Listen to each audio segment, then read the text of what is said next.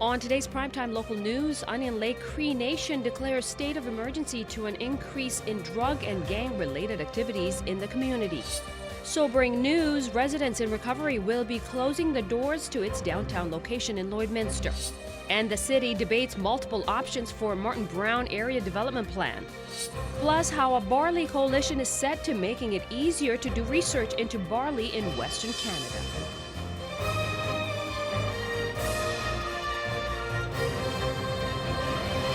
Prime time local news, serving the Lakeland and Midwest regions. Good evening, I'm Judy Gabriel. In the last couple of months, there have been 3 deaths apparently connected to drug and gang activity.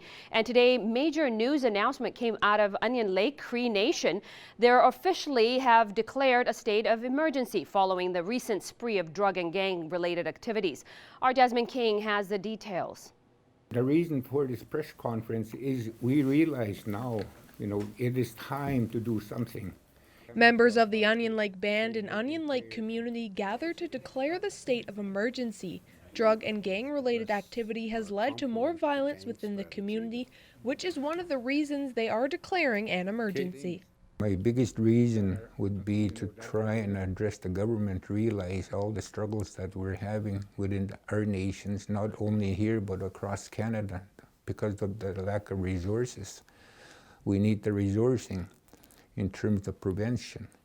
We need to get our people, healed. We need to, focus on our young people. Chief Henry Lewis emphasized the amount of violence the community has seen over the past few years, and they want to provide a safer community. It's safe to say that the three people that were found deceased were drug and gang related. There's a lot of fear out there.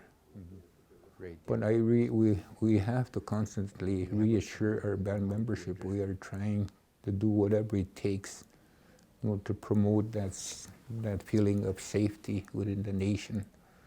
With the emergency state now declared, there will be increased police presence. Road checks and roadblocks within the boundaries of Onion Lake Cree Nation, as well as more presence, boots on the ground, so to speak, from security, HR, and senior admin, as well as Native Justice, have come together in creating a casual list that has been in place for some time. So we're bringing those trained people back on a temporary basis. For Chief Lewis, he doesn't want to see any more harm done to his community. We don't want any more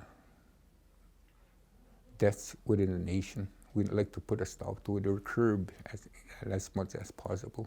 That's why we needed to step up and do something ASAP. Jasmine King, Primetime Local News. A company that has saved the Alberta government over $200,000 no longer has the funding to stay open. Over the last year and a half, they've helped hundreds of people work through their struggles with addiction. But now they're forced to close on one of the doors next month. Montana Getty has more on this story. If I didn't have this place, I know I would not be standing here today, that's for sure. Residents in recovery are set to close the doors of their downtown recovery center on February 29th. They will continue to maintain 2 of their 3 sober living homes for post-treatment sober living clients.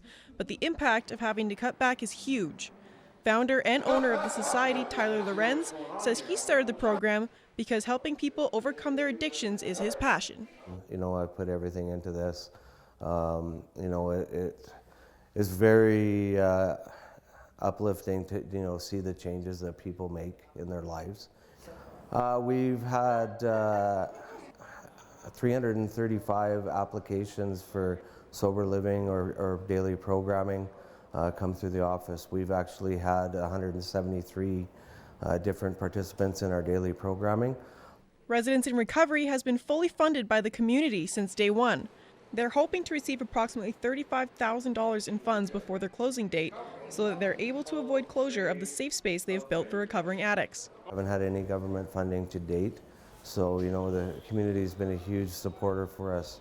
We have a number of proposals out with the government and have applied for government funding, but just no word on when those are going to come to light. The Residents in Recovery program saved the Alberta government around $15,000 in 3 months just by helping one person. It costs us about $2,200 to put a person through the pre-treatment sober living program. The savings are astronomical. We can do things much more cost effectively. Not only has Residents in Recovery saved the government money, most importantly, the society has also saved the lives of many people. You know, I could say safely and happily now that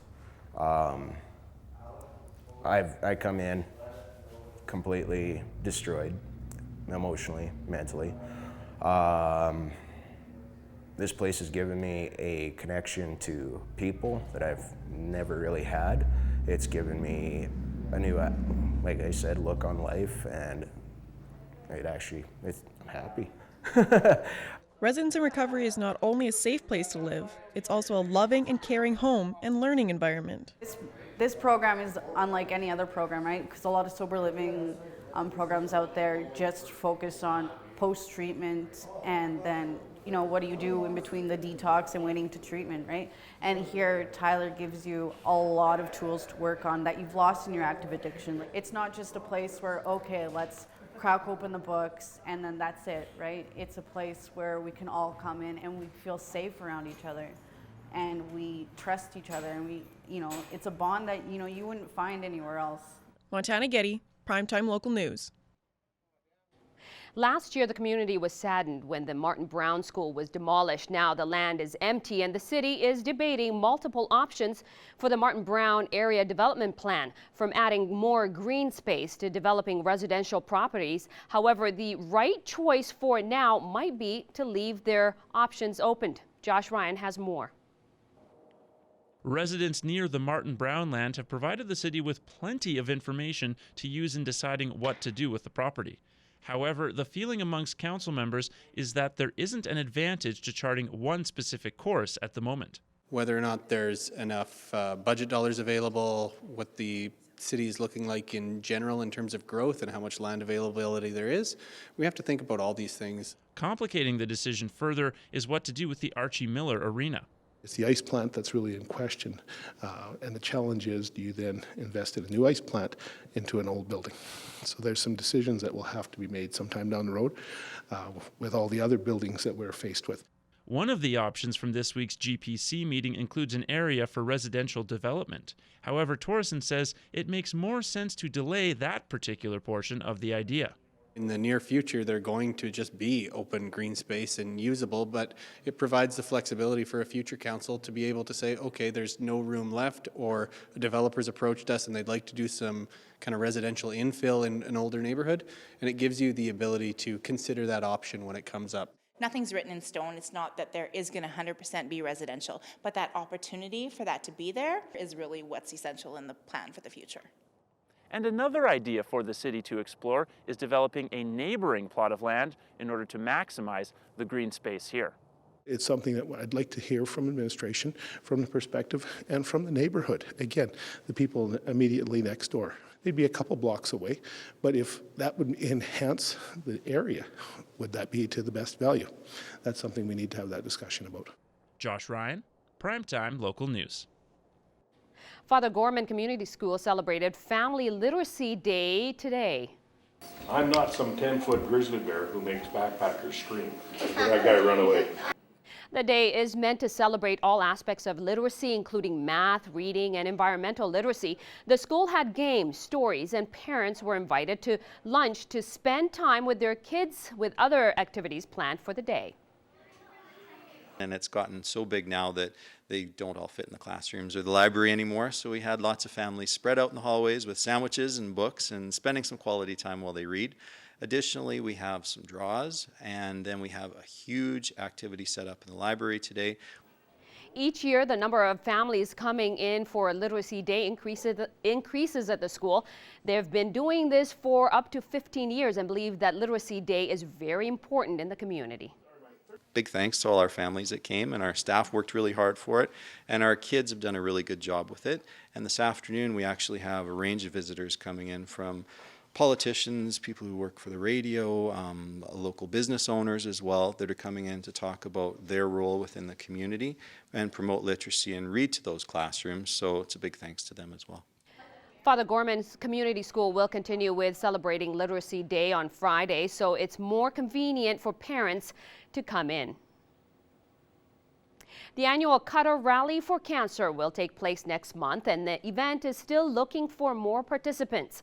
There are 4 ways for people to participate, either as a teamster who drives their own sleigh, a passenger on the sleigh, a horseback rider, or as a ghost hand. That you've purchased your ticket and you're not going to go out on the trail, but you still want a chance to win the cutter. And so we can throw for you during the day, or you can come and throw for yourself at the event. And if you get the high roll of the dice, you win the cutter. Tickets cost $60 and include a roast beef dinner. The grand prize is a choice of either a brand new cutter, a harness package, or $2,000.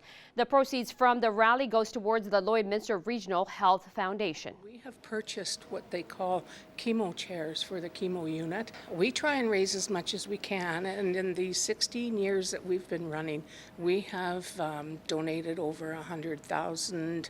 I'm going to say $120,000. The 17th annual Cutter Rally for Cancer takes place February 29th at the Lloyd X. You can buy your tickets in person at the Lloyd X or online on their website. And now to a look at your weekend weather with our Abby St. John.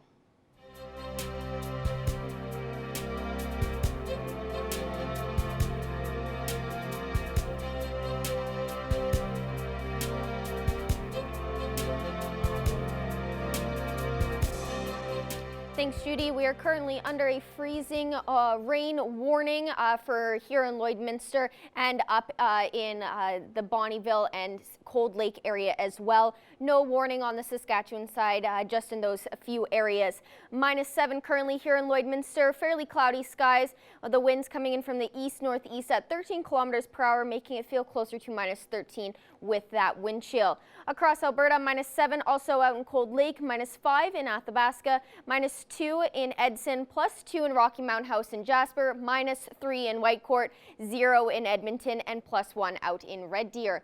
And on the Saskatchewan side, -7 in Prince Albert, -3 in Saskatoon, and -6 in Meadow Lake, Melfort, and out in North Battleford. And overnight in North Battleford, fairly cloudy skies, which will remain that way overnight, and the temperature will remain at -6 overnight, and that wind will be at 9 kilometers per hour coming in from the east and pick up to 11 kilometers per hour coming in from the northwest tomorrow, with a daytime high of -1 and a fairly cloudy day.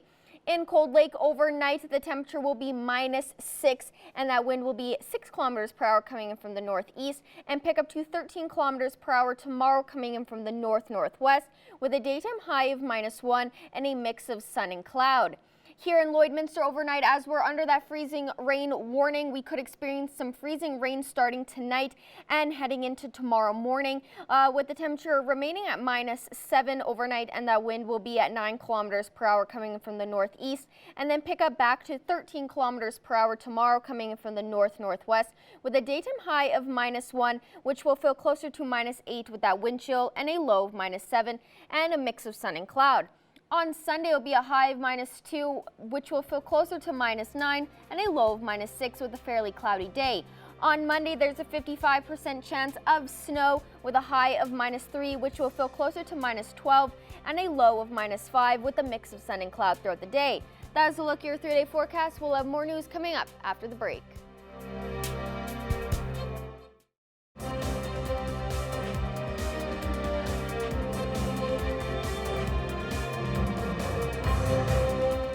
Welcome back. Good news for farmers. Sask Barley, Alberta Barley, and the Manitoba Wheat and Barley Growers Associations are joining forces to form a barley coalition. The new Canadian Barley Research Coalition will be focused on issues that all 3 provinces are faced with. Obviously, a lot of the barley issues that we see out there do not have provincial borders. It's things that are affecting us are also affecting farmers in Alberta and Manitoba. And so we just saw that there was an opportunity here that we could work collaboratively. The CBRC will look to renew contracts with Agriculture and Agri-Food Canada and the Crop Development Centre. What we want to do there is just essentially make sure that we have a solid future for the development of varieties for prairie production. We're looking at potential, like there might be projects that we can do in pre-commercialization or afterwards in commercialization. New partnerships are also being considered by the CBRC in the future. And now here are your agriculture prices for today.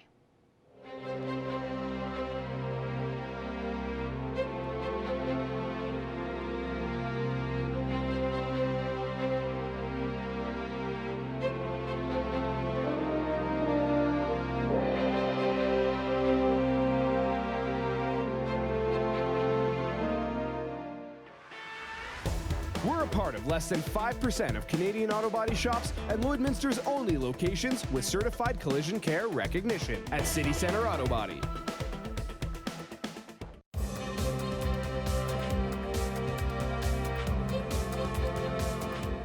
In the world of sports, it'll be a busy weekend for a number of teams around the border city.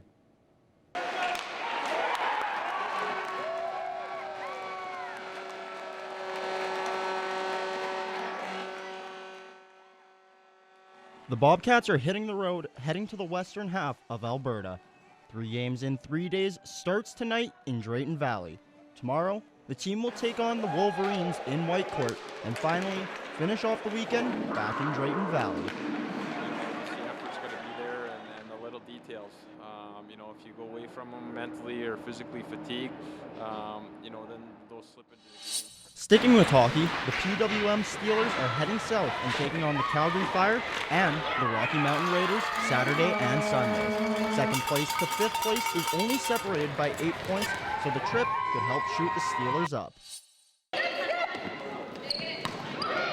The Rustlers volleyball teams will be taking on Nate this weekend in some important matchups. I think mostly on our side, just trying to better stuff from the past weekend and, focus on ourselves. The Rustlers basketball teams will also play important games against an Edmonton opponent, the Concordia Thunder. The Rustlers men and the Thunder are currently tied for third place. Sticking with basketball, LPSD middle schools will be hosting the Hot Hoops tournament. I'm really excited. I really want to play in front of my friends in the school, and it's going to be a great game. Game started earlier today with the championship taking place tomorrow at 7 p.m. Well, we heard about some of the sports happening this weekend. Now let's hear about the weather for this weekend. Here's our Abby St. John with more.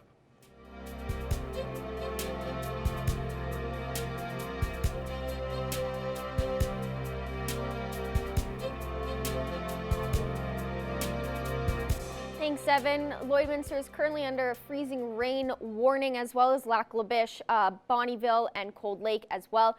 No warnings on the Saskatchewan side, just in those few areas. As you can see, our satellite radar, lots of that mix of freezing rain and snow, as we'll see overnight and into tomorrow morning, hopefully dying off before the afternoon. Most of Alberta experiencing the mix of snow and rain. Not so much on the Saskatchewan side, but it is making its way over the past couple of hours. St. Walburg, Maidstone, North Battleford, and up near Isle Cross as well. Definitely something to watch out for, as it is the freezing rain snow mixture. -7 currently here in Lloydminster, -1 in Macklin, -6 in North Battleford and St. Walburg, -9 in Maidstone, -8 in Meadow Lake, -5 in Pearceland and Green Lake, and -4 in Isle Cross. And on the Alberta side, -7 up in Cold Lake, -4 in Vermilion, Marwayne, St. Paul, and Bonnyville, -2 in Wainwright and Lac La Biche, -3 in Provost, -6 in Vegreville, and 0 out in Edmonton. And tomorrow, -1 here in Lloydminster, as well as in Marwayne and Cold Lake and down in Provost, +1 out in Edmonton, -2 in Wainwright, Vermilion, Vegreville, and Bonnyville, and -4 in St. Paul and Lac La Biche. On the Saskatchewan side, -3 up in Isle Cross, 0 in Pearceland and St. Walburg, and down in Macklin, -1 in Green Lake, Meadow Lake, Maidstone, and out in North Battleford. Overnight across the region, Unity, Wainwright, and Provost could experience some freezing rain and ice overnight tonight, and then fairly cloudy skies in Meadow Lake, Bonnyville, Paradise Hill, Murnum, Pierceland, and Isla Cross. -6 in Meadow Lake, Bonnyville, Murnum, Unity, and Pierceland. -7 in Isla Cross and Wainwright, and -5 in Provost and Paradise Hill for your overnight temperatures. And then your national temperatures across Canada. Up in Whitehorse, they're experiencing some snowfall at -14, +10 out in Vancouver. 0 in Edmonton, -6 in Regina, +2 out in Toronto, where they're experiencing some rainfall, -6 in St. John's, and -4 in Halifax. Clear skies for both of those places. And then over the next 7 days, for tomorrow, a high of -1 and a low of -7 with a mix of sun and cloud. On Sunday, a fairly cloudy day with a high of -2 and a low of -6. On Monday, there's a 55% chance of snow with a mix of sun and cloud with a high of -3 and a low of -5. On Tuesday, a mix of sun and cloud as well with a high of -5 and a low of -10. On Wednesday, a fairly more sunny day than on Tuesday with a high of -8 and a low of -12. On Thursday, a mix of sun and cloud with a high of -4 and a low of -12. And then on Friday, it will be a high of 0 and a low of -6. That is a look at your 7-day forecast. We'll have more news in the question of the day coming up after the break.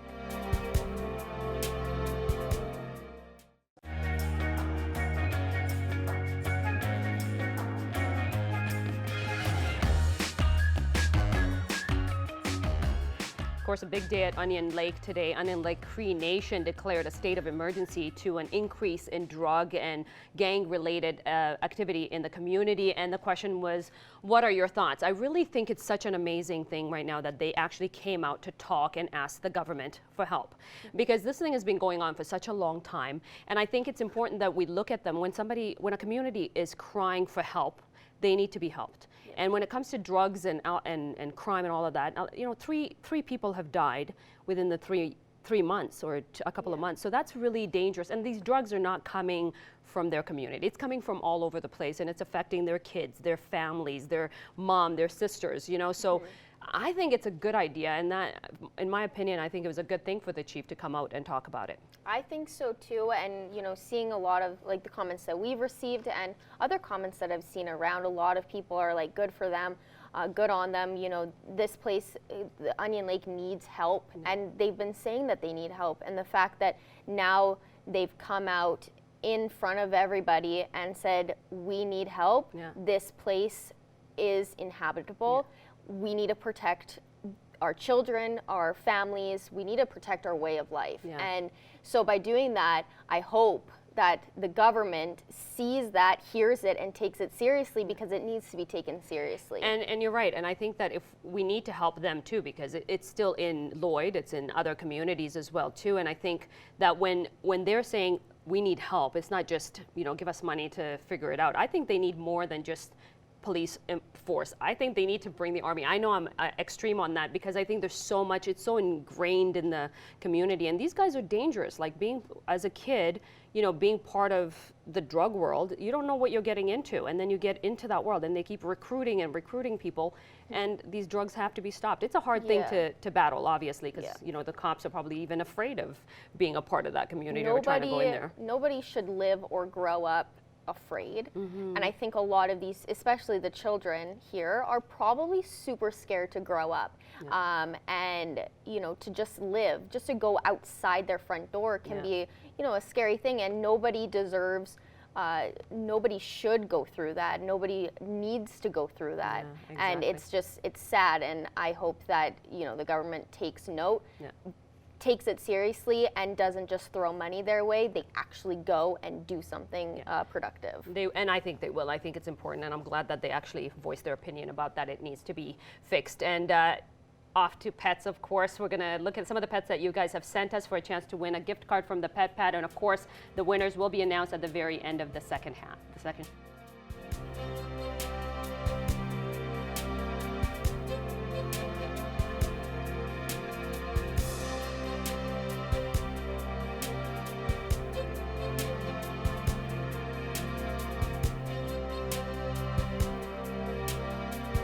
We want want to see your pets. Send photos of your pet and their name to our Facebook, Twitter, or Instagram to have them featured on Pet of the Day. Your name will be entered into a weekly draw for a gift certificate from the Pet Pad.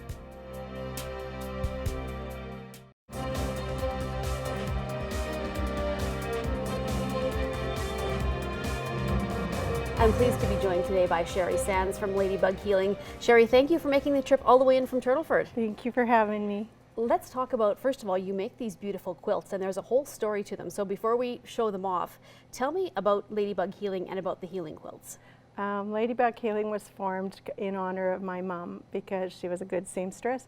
And we got together one night and needed a blanket and they're all filled with crystals. And how do you decide what goes in them, Sherry? They're just intuitively picked. Like Yeah. it's not, I just asked to be shown what to pick and I throw it in there. So yeah, it's just kind of different, but it's unique. What has the response been to the people who get the blankets? I looked a little bit on your social media and people just seem to be, they get them and they're like, it's like these were made for me. Yes. Yeah, they are made for the individual, whoever gets them there. That's what they're supposed to have in them as far as crystals and colors and yeah. So when people make an order with you, Sherry, do they pick the material, or No. do you send them a few questions, or how do you kind of decide after you've spoken to somebody how you're going to make their quilt? I usually just ask them the size and I ask them if they have any preferences, and if they have a preference for backing color, I take that into consideration. But usually I just pick what I'm going to put into that blanket, and they've usually, you know, comment that it's filled with love and compassion, and yeah. So how long would it take you to make, like, say, a quilt we have here? How long does it take? And I know obviously you have other jobs, so but roughly would you have an estimate as to how many hours you'd put in? This one was probably 80 hours. Oh my goodness, okay. So yeah, and some of the littler ones, they probably take me 40. Okay. So, yeah. Well, we're going to take a look at this quilt now, Sure. and because it's special in many ways, but one is because you're actually giving it away, Sherry. Yeah. So tell It's me, my give back. Yeah, you name these blankets. Yes. And tell me what the name of this blanket is for the giveaway, and about some of the things that are in it. This blanket's name is Enchantment, and some of the crystals are in it are like for love and compassion and acceptance, and like there's rose quartz in it and lapazuli in it, and amethyst, black tourmaline. Yeah. Okay, and what's the size of this one? I It's believe very it's thick. 53 by 62 inches. Oh, there, yes, or 52 something. by 63. Yeah, 63. So it's a good size Yes, too. So, yeah, for sure. How do people enter your giveaway for this?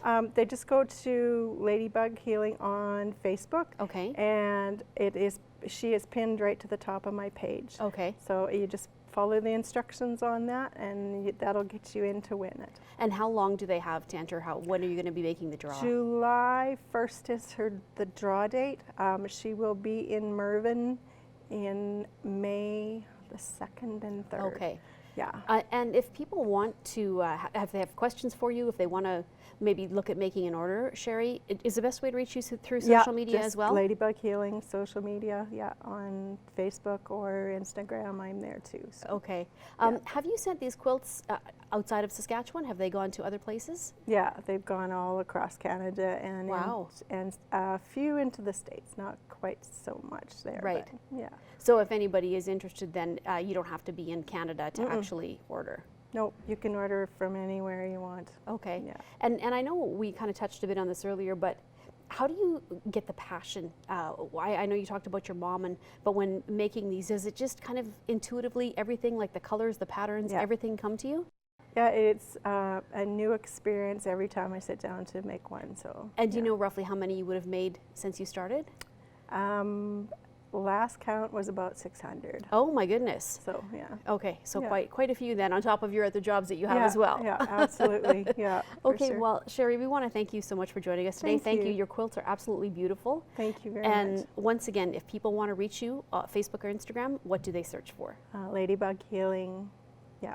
Okay, that's the best way to do That's it. the best way to do it. All Yeah. right. Well, thank you once Thank again you. from coming in today from Thank Turtleford, you. icy roads, Yes. but we appreciate it. And again, this quilt is going to be given away, so just go Yes. to Ladybug Healing and you can enter to win. Yes. Thank you once again. Yes, thank you.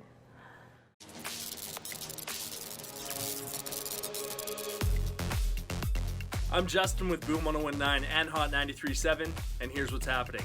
Snowmobile drag races. They are going down at the Vermilion Airport on January 25th and 26th. That is 2 days of races and 2 days of prizes. If you want to race in this, racer registration starts at 8 a.m. and it goes till 10.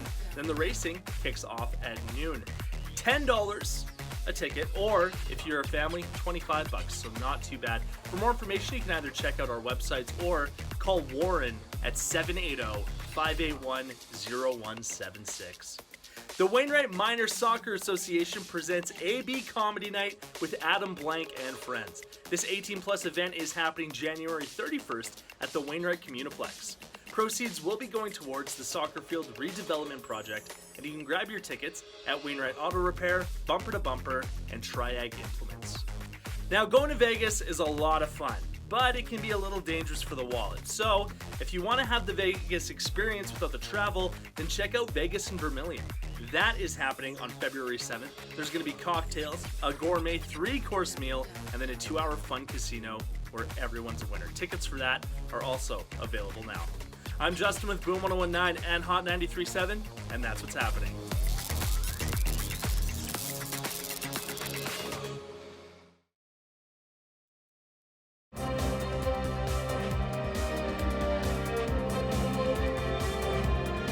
In studio, pleased to be joined by Al Rogan. He's made a number of appearances this year, but this particular appearance bears a little bit more significance because it is the ACAC's annual Make Some Noise for Mental Health campaign coming up to finish off this month of January. So January 31st, when the Rustlers host the Grand Prairie Wolves in men's and women's basketball, that is when Make Some Noise for Mental Health will kick off, which again, it's been probably the biggest mental health campaign for college athletics really over the past decade.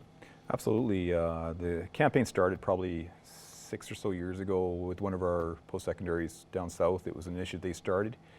And then the conference thought it was a great initiative.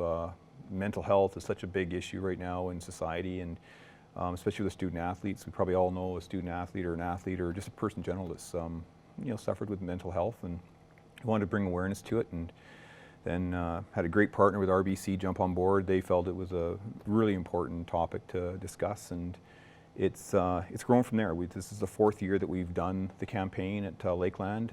All the other post-secondaries across the province are doing it, and everybody does something a little bit different.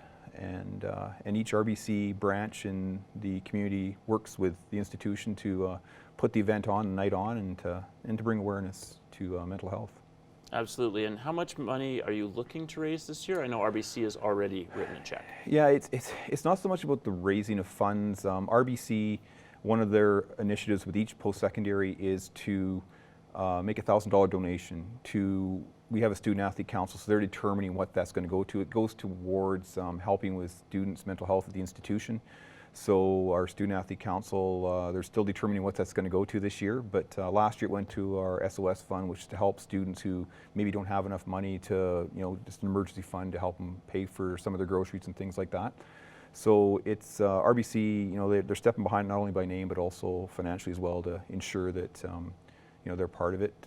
But yeah, it's more raising awareness and trying to end the stigma of mental health, and it's okay not to be okay. Yeah.